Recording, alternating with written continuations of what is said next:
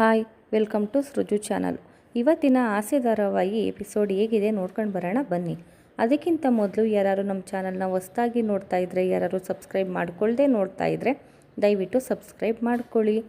ಮೊದಲನೇದಾಗಿ ಮನೋಜ್ ಅವ್ರಿಗೆ ರೋಹಿಣಿಯವರು ಮತ್ತು ಕೃಷಿ ಅವರು ಕಾಣಿಸ್ಕೊತಾನೆ ಇರ್ತಾರೆ. ಮನೇಲಿ ಯಾರೂ ಇರೋದಿಲ್ಲ.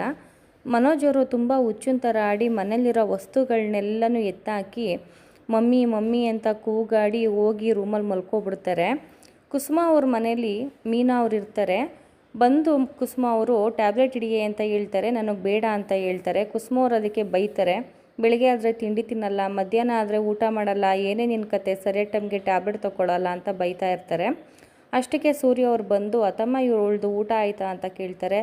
ಇಲ್ಲ ಕಣಪ್ಪ, ಏನು ಕೇಳಿದ್ರು ಬೇಡ ಅಂತಾಳೆ ಅಂತ ಹೇಳ್ತಾರೆ. ಮೀನಾ ಅವರು ನಿಮ್ದಾಯ್ತೇನ್ರಿ ಅಂತ ಕೇಳ್ತಾರೆ. ನನ್ನದಾಯಿತು ಅಂತಾರೆ. ನಿಜ ಹೇಳಿ ಊಟ ಮಾಡಿದ್ರಾ ಅಂತ ಕೇಳಿದ್ದಕ್ಕೆ ನಿಂತರ ನಾನು ಸತ್ಯನ ಮುಚ್ಚಿಡಲ್ಲ ಅಮ್ಮ, ನಂದು ಊಟ ಆಯಿತು ಅಂತ ಸೂರ್ಯವ್ರು ಹೇಳ್ತಾರೆ. ಶಾಂತಿ ಅವರು ಮನೆಗೆ ಬರ್ತಾರೆ.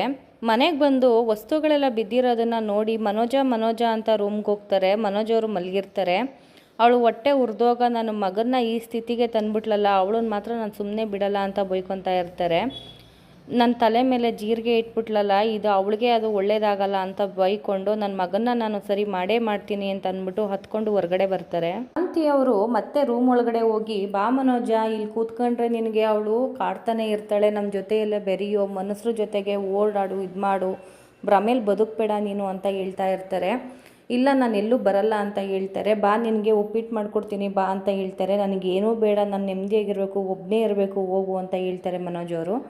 ಅದಕ್ಕೆ ನೀನು ಹಿಂಗೆ ಕೂತಿದ್ರೆ ಆಗಲ್ಲ ಕಣೋ, ನಿನ್ನ ಮನಸ್ಸಿಂದ ಅವಳನ್ನ ತೆಗೆದುಬಿಡು ಅಂತ ಹೇಳಿ ಹೊರಗಡೆ ಕರ್ಕೊಂಡು ಹೋಗ್ತಾರೆ ಶಾಂತಿಯವರು. ರಂಗನಾಥ್ ಅವರು ಮನೆಗೆ ಬರ್ತಾರೆ. ಶಾಂತಿಯವರು ಎಲ್ರಿ ಹೋಗಿದ್ರಿ, ಇವಾಗ ಬರ್ತಾ ಇದ್ದೀರಾ, ನಮ್ಮ ಮನೋಜನ ಕತೆ ಏನಾಗಿದೆ ನೋಡಿ, ಅವನಿಗೆ ಎಷ್ಟೆಲ್ಲ ಕಷ್ಟಪಡ್ತಿದ್ದಾನೆ ನೋಡಿ ಅಂತ ಹೇಳ್ತಾರೆ. ಅದಕ್ಕೆ ರಂಗನಾಥ್ ಅವರು ನಾನು ಏನು ಮಾಡಬೇಕು ಅಂತ ಹೇಳ್ತಾರೆ. ಏನು ಮಾಡಬೇಕು ಅಂತಂದರೆ ಅವಳೇನೋ ಮೋಸ ಮಾಡಿ ಓದ್ಲು, ಅವನಿಗೆ ಇನ್ನೊಂದು ಮದುವೆ ಮಾಡಬೇಕು ಅಂತ ಹೇಳ್ತಾ ಇದ್ದೀನಿ ಅಂತ ಶಾಂತಿಯವರು ಹೇಳ್ತಾರೆ. ಮದುವೆ ಮಾಡ್ತೀಯಾ? ಇವಾಗ ಅವಳು ಹೋಗಿ 2 ದಿವಸ ಆಗಿಲ್ಲ, ಅವಾಗಲೇ ಮದುವೆ ಅಂತ ಹೇಳ್ತಿದೆಯಲ್ಲ ಶಾಂತಿ, ನಿಂಗೇನು ಮನುಷ್ಯತ್ವ ಇಲ್ವಾ ಅಂತ ರಂಗನಾಥ್ ಅವರು ಬೈತಾರೆ. ಅಷ್ಟಕ್ಕೆ ಶ್ರುತಿಯವ್ರ ತಾಯಿ ಬರ್ತಾರೆ. ಶಾಂತಿಯವರು ಬನ್ನಿ ಬೀಗ್ರೆ ಅಂತ ಹೇಳ್ತಾರೆ. ಏನು ಬರೋದು, ನಮ್ಮ ಮನೆ ಮಾನ ಮರ್ಯಾದೆಯೆಲ್ಲ ಬೀದಿಲಿ ಬೀಡಿ ಸೆಯ್ಯೋರೆಲ್ಲ ಮಾತಾಡ್ತವ್ರೆ, ನಿಮಗೆ ನಾಚಿಕೆ ಮಾನ ಮರ್ಯಾದೆಯ ಇಲ್ವಾ? ನಮ್ಮಂತೆಯವ್ರು ಆಗಿದ್ದಿದ್ರೆ ಏನಾರು ನೇಣಾಕೊಂಡು ಸತ್ತೋಗ್ತಾ ಇದ್ದೋ ಅಂತ ಅವ್ರು ಹೇಳ್ತಾರೆ. ಅದಕ್ಕೆ ಶಾಂತಿಯವರು, ಅವಳು ಯಾರೋ ಮಾಡಿರೋ ತಪ್ಪಿಗೆ ನಾವೇನು ಮಾಡ್ದೋ ಅಂತ ಹೇಳ್ತಾರೆ. ಮಲೇಷಿಯಾ ಹುಡುಗಿ ಅಲ್ಲ ಅಂತ ಗೊತ್ತಾದ ಮೇಲೆ ಜುಟ್ಟಿಡ್ಕೊಂಡು ಹೊರ್ಗಡೆ ಹಾಕೋದು ಬಿಟ್ಬಿಟ್ಟು ನೀವ್ಯಾಕೆ ಅವಳನ್ನು ಮನೆ ಒಳಗಡೆ ಇಟ್ಕೊಂಡಿದ್ರಿ, ಅದಕ್ಕೆ ಇಷ್ಟೆಲ್ಲ ಆಗ್ತಿರೋದು ಅಂತ ಶ್ರುತಿಯವರಮ್ಮ ಬೈತಾರೆ. ರಂಗನಾಥ್ ಅವರು, ನಿಮ್ಮ ಜಾಗದಲ್ಲಿ ನಿಮ್ಮ ಯಜಮಾನ್ರು ಏನಾರ ಇದ್ದಿದ್ರೆ ಕಪಾಲಕ್ಕೆ ಹೊಡೆದು ಹೇಳ್ತಾ ಇದ್ದೆ ನಾನು, ಆದರೆ ನೀವು ಹೆಂಗಸು ಅಂತ ಬಿಟ್ಟಿದ್ದೀನಿ, ಏನು ಈ ಥರ ಎಲ್ಲ ಮಾತಾಡ್ತಿದ್ದೀರಾ? ಯಾರೋ 10 ಜನ ಮಾತಾಡ್ತಾರೆ ಅಂತ ಹೇಳಿದ್ರಲ್ಲ, ಅದರಲ್ಲಿ ಒಂದು 3-4 ಜನದ ಹೆಸರು ಹೇಳಿ ನೋಡೋಣ ಅಂತ ಹೇಳ್ತಾರೆ. ಶ್ರುತಿಯವರಮ್ಮ, ನಾಚಿಕೆಟ್ ಬಾಳನ್ನು ಬಾಳ್ತಾ ಇದ್ದೀರಾ, ನಿಮ್ಮ ಜೊತೆಗೇನು ವಾದ ಅಂತ ಹೇಳ್ತಾರೆ. ಮತ್ತು ವಾದ ಏನು ಮಾಡಬೇಡಿ, ಮತ್ತು ಹೊರಗಡೆ ಹೋಗಿ ಅಂತ ಹೇಳ್ತಾರೆ. ಸರಿ ಹೋಗ್ತೀನಿ ಬಿಡಿ ಅಂದ್ಬಿಟ್ಟು ಹೊರಟೋಗ್ತಾರೆ.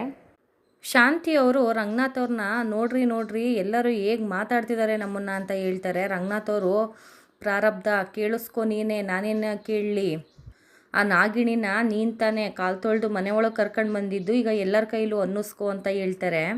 ಅದಕ್ಕೆ ಶಾಂತಿಯವರು, ಆಯಿತು ಬಿಡಿ, ನಾನು ಮಾಡಿರೋ ತಪ್ಪಿಗೆ ನಾನೇ ಸರಿ ಮಾಡ್ತೀನಿ, ನನ್ನ ಮಗನ ದೊಡ್ಡ ಮನುಷ್ಯ ಮಾಡೇ ಮಾಡ್ತೀನಿ, ಒಂದು ಒಳ್ಳೆ ಶ್ರೀಮಂತರ ಮನೆ ಹುಡುಗಿನ ಮದುವೆ ಮಾಡಿ ನನ್ನ ಮಗನ ದೊಡ್ಡ ಮನುಷ್ಯನ ಮಾಡ್ತೀನಿ ಅಂತ ಶಾಂತಿಯವರು ಹೇಳ್ತಾರೆ. ರಂಗನಾಥ್ ಅವರು, ನಿನ್ನ ಮಗನ ಶ್ರೀಮಂತರನ್ನ ಮಾಡುವಂತೆ, ಮೊದಲು ಮೀನಿಗೆ ಹುಷಾರಿಲ್ಲ, ಹಾಸ್ಪಿಟ್ಲು ಮನೆ ಅಂತ ಸುತ್ತಾಡ್ತೈತೆ ಆ ಮಗು, ಹೋಗಿ ಆ ಮಗುಗೆ ಏನಾಯಿತು ಅಂತ ಕೇಳು, ಫೋನ್ ಮಾಡಿ ವಿಚಾರಿಸು ಅಂತ ರಂಗನಾಥ್ ಅವ್ರು ಹೇಳ್ತಾರೆ.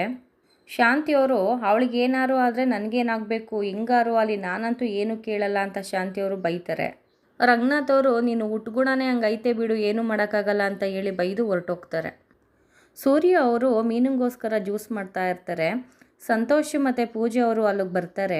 ಸೂರ್ಯ ಅವರು, ಬನ್ನಿ ಇವಾಗ ಬಂದ್ರಾ ಅಂತ ಕರೀತಾರೆ. ಹೌದಣ್ಣ, ಇವಾಗ ಬಂದು ಸಿಸ್ಟರ್ಗೆ ಹುಷಾರಿಲ್ಲ ಅಂತ ಹೇಳಿದ್ರಲ್ಲ, ಅದಕ್ಕೆ ಕರ್ಕೊಂಡು ಬಂದೆ, ಪೂಜೆನೂ ನೋಡಬೇಕು ಅಂತ ಹೇಳ್ತಾ ಇದ್ರು, ಅದಕ್ಕೆ ಬಂದಿದ್ದೀವಿ ಅಂತ ಹೇಳ್ತಾರೆ. ಬಂದಿರೋದೇನೋ ಖುಷಿನೇ, ಆದರೆ ಅವಳಿಗೆ ವಿಚಾರ ಮುಟ್ಟಿಸ್ಬೇಕು ಅಂತ ಬಂದಿದ್ದೀರಾ ಅಂತ ಹೇಳ್ತಾರೆ. ಪೂಜೆ ಅವರು, ಇಲ್ಲ ಸೂರ್ಯ ಅವರೇ, ಅವಳು ಆ ರೀತಿ ಮಾಡ್ತಾಳೆ ಅಂತ ನಾನು ಅಂದ್ಕೊಂಡಿರಲಿಲ್ಲ ಅಂತ ಹೇಳ್ತಾರೆ. ನೀನು ಅವತ್ತು ಹೇಳಿದ್ದಕ್ಕೆ ತಾನೇ ನನಗೆ ಸ್ಕೆಚ್ ಹಾಕಿದ್ದು ಅವಳು ಅಂತ ಹೇಳ್ತಾರೆ. ನಿಜವಾಗ್ಲೂ ಅವಳು ಈ ರೀತಿಯೆಲ್ಲ ಮಾಡ್ತಾಳೆ ಅಂತ ನಾನು ಅಂದ್ಕೊಂಡಿರಲಿಲ್ಲ ಸೂರ್ಯ ಅವರೇ ಅಂತ ಪೂಜೆ ಅವರು ಅಳ್ತಾ ಇರ್ತಾರೆ. ಸಂತೋಷ್ ಅವರು ನಾನು ಬೈದಿದ್ದೀನಿ ಅಣ್ಣ ಅಂತ ಹೇಳ್ತಾರೆ.